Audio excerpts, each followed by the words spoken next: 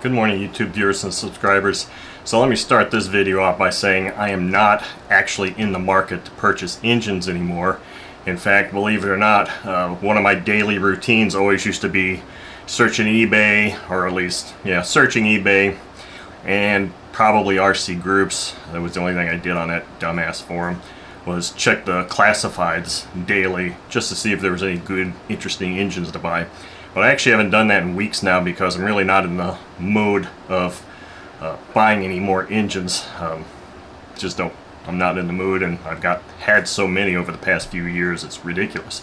However, I will say that if an engine drops in my lap and it's one that's unique and I've never seen before, then I'll probably take a look at buying it. And that's exactly what happened last night. A buddy of mine, Ron, local guy that buys out a bunch of estates and swap meets and stuff, emailed me and he asked me if I wanted this particular engine, which you see on my table here.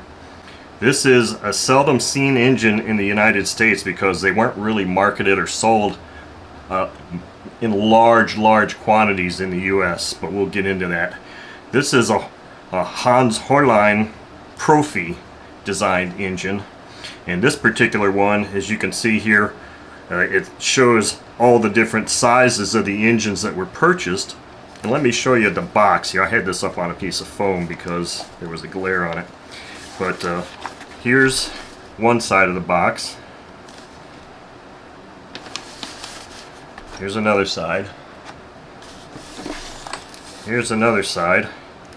And it says here this box was used for the 40F and 61F RC engines, and it looks like it's got a little check mark there. It looks like there was a number written here, 139.95 for this engine, and the only place I found online was a single site, and I'll put a link to that site on this video or in the general description of the video, that had any kind of information on these engines. It's a very good write-up. It's not super long, but it's a good write-up.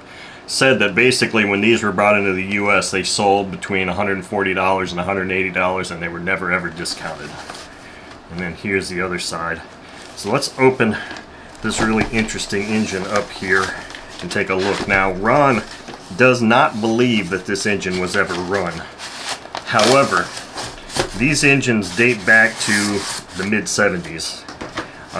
And this one in particular, I think about 1976, 75 or so is when these were brought into the U.S. in very small quantities, and they were actually marketed in the U.S. by Nelson. Looks like part of this is torn off, so Nelson Manufacturing. I don't know what that actually said there. It was Nelson something. There should be another little sheet in here that says that. So these were just in very small quantities in the US. It comes here with the instruction manual, which is very interesting because it looks like it's written in, obviously, German, because this is a German engine, West German made engine, but it's written in German, English, and this stuff here looks like it potentially could be either French or Italian. I'm not sure.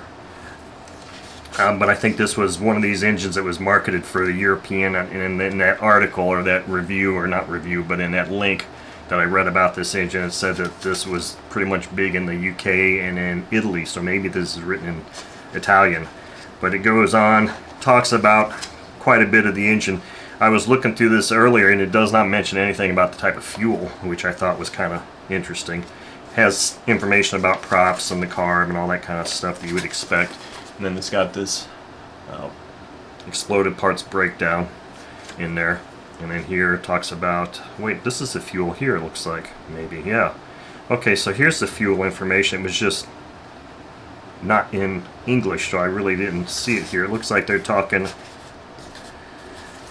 maybe 28, 18, 30, 15. Maybe, I don't know if that's methanol content, oil content. I'm not sure. I really can't interpret what that column says there. Right here at the top of this, I'm not sure what that says. Maybe someone can help me out with that. And here's his name, Hans Horlein of West Germany. So anyway, he designed this engine. He must have had a real hard-on for Cox style engines, because this is basically what it looks like. You know, those of you that are familiar with these engines, they look like big Cox engines. But here's, looks like the parts breakdown and price. Nelson Model Products, right here we go. Imported by Nelson Model Products, 6929 West 59th Street, Chicago, Illinois. Very interesting. That's really, really cool stuff here. And then here's just a little supplement that talks about set screws underneath the head to actually help disassemble it. Here is the engine. And to me, this looks about as complete as it can be. Lots of unique features about this engine. One of them being this exhaust and this piece here. Now this exhaust can be unscrewed here, and the internal baffle can come out. And this is yet another baffle, but I don't know if you actually just completely remove this thing and just put this baffle in here as a restrictor and further restrict that, which I believe that's all you do with that. So that's kind of interesting. But then this piece also unscrews completely. So there's some really unique features on this engine. I guess it's a strap-on, because there's no threaded screw holes here, only here and here for the strap. And alright, how did this go in here now? Here's the bag of tools. Looks like a strap for the exhaust, a big hex key, a gasket, and the high-speed needle, and a couple other little things there. Here's the engine itself, and I'm going to pull this out too, because this is kind of an important piece. So let me just zoom in here just a hair more so we can get a better look at this. So this is the 10cc Profi 2-stroke engine. And again, it looks, and in this Hans Herrlein, he actually went on to design the Typhoon line of small diesel engines too. As you can see, distributed by Nelson Products, 61RC.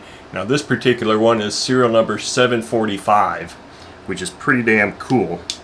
And it does not appear that this thing has ever been run. Well, I mean, mounted and used by a modeler. It has been run, because I think most of these engines from this time era have been run or were run at the factory, and as a result, the only thing that moves freely right now is this carb. This thing is locked up tighter than hell. So what that means is that I'm going to end up having to really heat this thing up, throw some oil in there, and see if I can't free it up. In the process of doing that, I want to remove the rear cover and look at the inside too. And that's where this tool comes into play. Kind of like a Cox tool, this thing is going to be integral in disassembling this engine, because as you can see here, this rear cover, you probably just use it like this to unscrew it, which obviously is going to need a lot of heat probably, because here you can see quite a bit of caster residue here, which is probably from the one run they did at the factory, I'm assuming anyway. Smell test, as I said in a previous video, just recent video, my smell test doesn't work over an engine for over 30 years old, I'm sure, because this has clearly been run, but yet I really can't smell anything on it at all. I'm not entirely sure. I'll have to look at that parts breakdown to see how you would actually go about doing things here, taking this thing apart. Okay, so it looks like the prop shaft is going to be pretty, or the hole for the propeller you put on here is going to be pretty small, and hopefully this just comes right off. Oops. Yep, it does. Oh wow, interesting. Okay, well here, check that out. It's got this hex in here that engages in. It looks like that's part of the crankshaft. So you can see that bearing there. It's like kind of like a gold-plated, I won't say it's gold-plated, but it's got a gold finish to it. It does not, I don't believe that coloring is from running or caster. So I don't know, it's interesting. I'm not sure. Maybe, yeah, it looks like this wrench does one of these things, and this piece unscrews also. So that's where you do the wrench there. That's why it's got that cutout like that.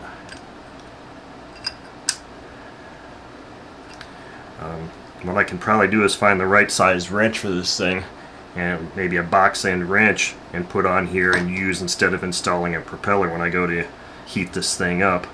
But anyway, this is really a unique engine. I'm not sure, like I said, it's hard to find any real information on these things online. I'm not sure that I know of anybody that's ever run one of these, and so I don't know, you know, what the power is like. Here it says made in West Germany.